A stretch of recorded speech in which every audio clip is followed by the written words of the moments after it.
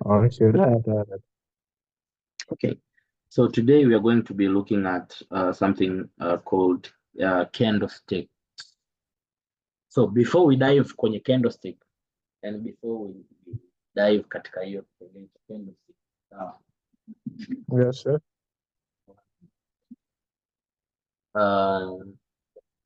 ningependa nianze kugusia, jana tumeona a little bit introduction Yes.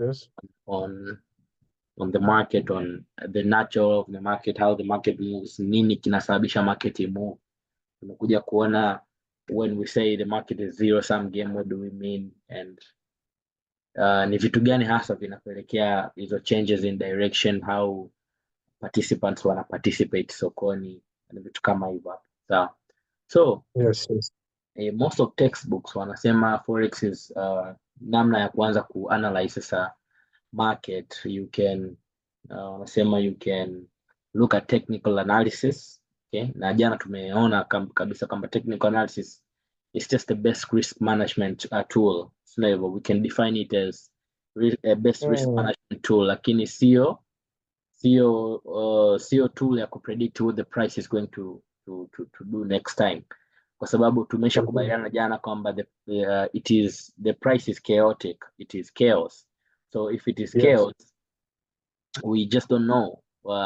Sisi what we can control is the risk management kwa kutumia technical analysis, lakini tuna analyze market kwa kuangalia how the bulls and bears are participating in the market, na ndo kitu ambacho sasa the entire mentorship itakuwa ina based hapo sasa, kwa sababu tumesema it is chaos na you cannot know the direction kama it is bullish, it is bearish. So sasa how sasa unaweza ukapangilia vizuri na kwa sababu unavyosema tu kwamba technical analysis ni tool nzuri ya kufanya risk management, you have to understand sasa how the bulls and bears behavior. Yes. How you can join them, yeah. How do we join the movement ambazo tumekuwa tunazungumza jana? Yes. So according to textbooks nyingi wanasema there is 3 ways of looking at the market. You can do the sentiments analysis, you can do fundamental analysis, ndo wanasema hivyo, like pia wanasema technical analysis. Yeah. Lakini I'm not discouraging you kuendelea kufanya research, lakini mimi according to mimi ninajiulizaga maswali machache. Kwa mfano, for example, mtu anasema mimi natumia news, naingia kwenye soko kwa kutumia news. News zimetoka. Yes. Fundamentals. Fundamentals analysis. Labda mtu anasema mimi nazielewa na fundamentals. Of course everybody should understand fundamentals in terms of wanavyosema labda CPI ni nini, wanavyosema labda NFP ni nini, PPIs, yani those are commons ambazo inabidi ufahamu kwa sababu that is the business that you are participating to. Lakini for sure. My point is, how do these people wanaosema they are using fundamental, how do these people use fundamental ku trade? Because to me that doesn't make sense. Why? Kwa sababu nyuzi hazitoki kabla. Nyuzi ambayo unaweza kwa NFP ambayo mwaka jana labda ilikuwa imetoka mwezi uliopita, mwezi huu we don't know itatoka vipi, kwa sababu we are not getting the pre-information. Ni kwamba the information does not. Lakini let me ask you something. Hivi unadhani information zinavyotoka ambazo kwa mfano information ambazo zinahusiana na mambo inflation ambazo zina affect dollar in one way or another, do you think the moment Powell pale anavyotangaza labda kwa mfano kwamba that is the exact moment ambayo everything imekuwa imebadilika, do you think that is it? No. Ama tunavyosema labda unemployment rate, labda news, labda talking about unemployment changes, sijui nini, au do you think kwamba that the moment ambapo jamaa anatangaza ndio hivyo vitu vinakuwa vimebadilika at the same time? Hapana. Si tumeelewana? Kwa kumbe things are happening. Jamaa anakuja kutupa information tu, si ndivyo? Vitu vimesha happen muda Yeah, mrefu. yeah. Jamaa anakuja kutoa information. Sasa vitu vikisha happen, manake vitu vikiwa vimesha happen kwenye ground before hizo announcement na nini, these people with a lot of money ambao wana participate katika masoko makubwa wanakuwa wanajua, kwa sababu wao si ndio wapo kwenye mzunguko. Kwa mfano wanajua kabisa Yeah, yeah, yeah. hivi hela inarudi serikalini sasa hivi, vitu kama hivyo. Yani sasa hivi labda wafanyabiashara wana hela sana, sasa hivi serikali ina hela sana. Sasa, Kuna kipindi serikali haina hela na inataka hela for kutoka sure. kwa biashara, ndo utakuta kuna yale mambo kama mambo ya bond auctions, zile watu wanauza bond, vitu kama hivyo, umeelewa? Yeah, Kwa yeah, yeah. na these investors ambao we can say they are the one who participate kwenye haya masoko makubwa, including forex, na ndo watu ambao they want their money to be in a safe side, si ndivyo? Ndio For sure, maana for sure. kama bond auctions ikiwa na interest rate nzuri, watu watatoa hela kwenye nanili, kwenye shares huku, watanunua bond, si umeona? For sure. Kama Yes. interest rate labda za makampuni zikiwa nzuri, then people will come and buy them, si umenyelewa? Ko these people with a Vizuri. lot of money wanachokifanya, they are looking hela iko sehemu gani, then they will go to the money Yeah. because they know. Mimi I'm kind of surprised. Kwa mfano utakuta Jeff Bezos ana tweet labda, sijui nimeongea na rafiki yangu fulani ameniambia ni buy cryptos, sijui nimeuza, akauza sijui share ngapi sijui za Amazon, and then he bought Bitcoin kwa mfano, umeona? Alafu over sudden nakuta Bitcoin hilo limepanda na nini. For what I can, sina uhakika, lakini I know these informations, they are available to these guys with a lot of money. Yani they For know sure. what is What really is going on happening? in the economy, because they are the ones, they are the big boys, they are the one controlling the economy. Umeelewa? For sure. For Yes. sure. For So sure. to me, naona it's more logical looking at technical analysis, kwa sababu Yes. the participants, you can see how people are participating in the market by just using candles, sindio? Kwa manake wewe For sure. hutojali kama the news is coming, no. Wewe you will look at the participations, namna ambavyo the candlesticks, the structures are zinatengenezwa, you will understand now, okay, now bulls are still What's dominant going on? na vitu kama hivyo. Sijui I'm making sense. Am I You're making making a lot of sense. Yes. A lot. Yes. So kwenye chati they is simply bulls and bears. Yani that is simply mambo ya support, resistance na nini, these are just imaginary things that tunakuwa tunajitengenezea, na ndio maana this comes, kama nilivyokuwa tumezungumza jana, ndio maana inatokea we have a lot of strategies. For example, let's take for price imemove, let's say hivi, umeona mtu mwingine hapa atakwambia order block, atakwambia this is order block, atamark candle ambayo atakwambia hapa kuna order. Yes. Mwingine atakwambia hii hapa kwenye wicks, unazimark wicks na nini, atakwambia hii ni support au ni resistance. Umeelewa? Mtu mwingine atakwambia, yani anything ambacho mtu anaona kabisa kwamba anaweza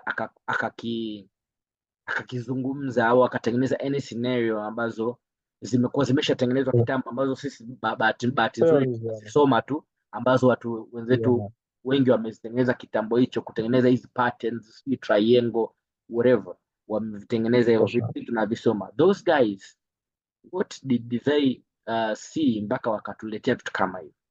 Sasa unakuja kugundua kwamba they analyzed the behavior of the sellers and the buyers, ndo wakakuja na something.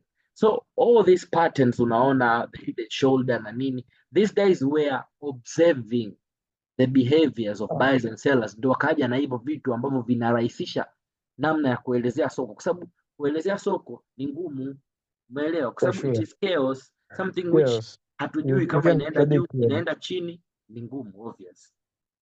Kwa hiyo Sawa. ndo evolution ndo ikaanza kuja hivyo, watu wakawa wanakuja na different patterns, majina manini, ma strategy manini, Theories manini. umeelewa? Yes. Kwa hiyo why am I why what we are going to learn, yani ni kitu gani kitasababisha what we are going to learn iwe tofauti na the most of the things that maybe umewahi kupitia navyo, kwamba we are going back to the source. Okay, we are going to see like how these guys, how the bulls, yani we are going to define the market based on the bulls and the bears activity and not otherwise. Umeona? Kwa hiyo the support, the resistance and everything will come, lakini behind utakuwa na supporting factor ya what bulls or bears wamefanya sokoni. Tutakuwa tuna build the logic kwa namna hiyo. Sawa. Umenielewa? Yes. So diving into technical analysis, we need kuna namna tofauti ya representation of charts. Kuna line chart, we have line chart, and also candlestick. There is a lot of representation. Ukienda kuangalia kwenye trading view utaona pale kuna a lot of representation, namna ambavyo unaweza present candlestick, a lot of ways. Lakini sisi will be dealing with these tools, line chart and candlesticks. Why are we going to be dealing with line chart na candlestick? Kwa sababu katika line chart hapa tutaenda kudeal na real price, yani tutaenda kuona the real price, especially katika swing points, kwa sababu kuna the swing katika yani swing point inaundwa na vitu viwili, sawa? Kuna level maki ile price ambayo price imefika either ime closing price ama ile closing price ama opening price ile, kwa mfano kwenye let's say bullish swing point, kwa sababu kuna closing price afu kuna price ambayo imeopen pale baada ya kuclose kutengeneza swing point. Alafu kuna high of the candle, manake the highest point ambayo price imeswing before either kufunga ama before kuanza kutengeneza hiyo swing point. So kuna point mbili. So ngoja ni kuonyesha hapa kitu ninachokizungumzia. For example, tukizungumza this swing point, manake we have this closing price, manake hii ilikuwa bullish candle. We have this closing price hapa. Then we have the highest point ambayo price ili swing before kuja kufaje, before kumove, or hivi vitu viwili. Kwa nikiweka line chart, manake we are going to see just a closing price. Umeona? Nikiweka candlestick chart, manake you are going also to see the highest point of a candle. Umeelewa? Ndio maana nasema we will be using these two type of charts, okay, when dealing na session zetu. So line chart haina mambo mengi sana, lakini let's talk about candlestick chart. Okay, candlestick chart is very important to understand. The candlestick chart is being built by candles. Okay, so we have a candle. We have two candles, which is bullish candle and bearish candle. So let's say this is a bullish candle. Tuanze na bullish candlestick. Sawa. Bullish candlestick manake ina opening, kama unaona hapa, ina open chini, opening price, ina hii hapa ambao ni closing price. Sawa. Yes. Alafu kuna hii low of the candle, alafu kuna this one ambao tunasema high of the candle. Kwa pamoja hapa tunaweza tukaita candlestick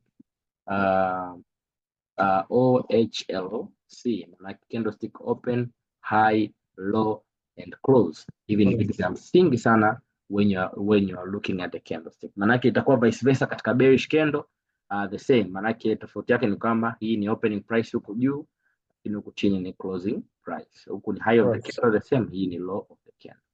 Sasa candlestick sisi ina umuhimu gani? Tunavyokuwa tunasema bana, this is candlestick, ina umuhimu gani sisi kufahamu kuhusiana na hizi opening price, kwamba hii ndo high of the candle, hii low of the candle. Baadaye tukiwa tuna dive into into Technical deep, analysis. deep into the analysis na vitu kama hivyo, tutaanza kuona umuhimu wa vipengele kama vile opening price. Kwa mfano opening price baadaye huko tutaona inaweza ikatumika kama I call it defense line, maanake inaweza ikatumika kama point ambayo ina hold in trend, umeona, lakini pia inaweza ikatumika kama point of interest, umeona, kwamba price ikija katika ile eneo tuangalie itafanya vipi. Kwa lugha nyingine we can call it a pivot level. Okay, opening price inaweza kutumika kama pivot level, very important to understand. Tutakuja baadaye tukija kuona vizuri, sawa. Right. Opening price pia inaweza sana sana hiyo kutumika kama point of interest, umeona, lakini pia inaweza kutumika kama pivot level ama we can call it a defense line. Tutakuja kuona huko mbele sana, sawa.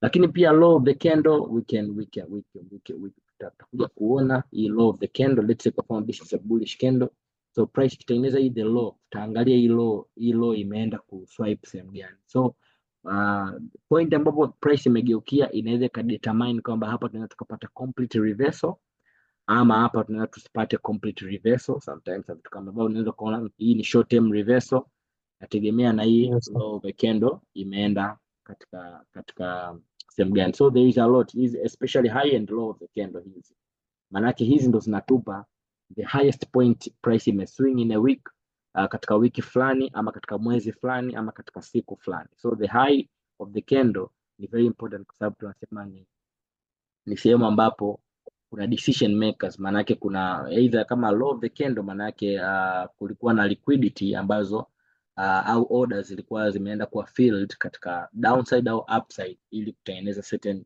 type of a candle, either a bullish or a bearish candle. So very important, more kwa tutakuja kuona baadaye when tukiwa tunazidi kuendelea. Lakini pia closing price, closing price inatusaidia kitu gani? Closing price ni muhimu sana kwa sababu namna candle inavyofunga, a single candle, umeona, inavyofunga it's very important. Why? Kwa sababu candlestick closure inaweza katusaidia kutuambia vitu kadhaa. For example, candlestick closure inaweza katuambia momentum of a trend, umeona. Je, hapa kuna continuation kwa sababu watu wamezoea movement ni hivi, umeona, lakini kuna movement nyingine ni makendo tu yanapiga kendo tu hivi, anapiga kendo hivi, anapiga kendo. So you have to understand, umeona hapo nyuma hapo kwenye weekly, umeona, yes, you have to understand kendo, you have to understand kendo moja kwa sababu everything that we see, the highs and lows is in a lower time frame. Hizi levels tunazoziona hizi levels ni level ambazo zinatokana hapa kwenye kendo moja katika higher time frame. So understanding the higher time frames pia ni muhimu sana kwa sababu hapa ninavyozungumza a single candle, maana yake sio candle ya 5 minutes, umeona, ambavyo hizo advantage ambavyo kama vile kama pivot levels ni utazipata ni candle ambazo zinaingia katika higher time frame level, umeona, ni very important. Na katika price analysis tunaanza kuangalia katika higher time frame level, ndio baada hapo tunaenda katika lower time frame level kwenda kupata tu entry, lakini direction and domination ya trend tunaiona katika higher time frame level ambayo inaanza katika level ya candlestick. Very very very important. Okay, so hizi closing price, opening price kama nilivyosema ni muhimu sana sana sana sana.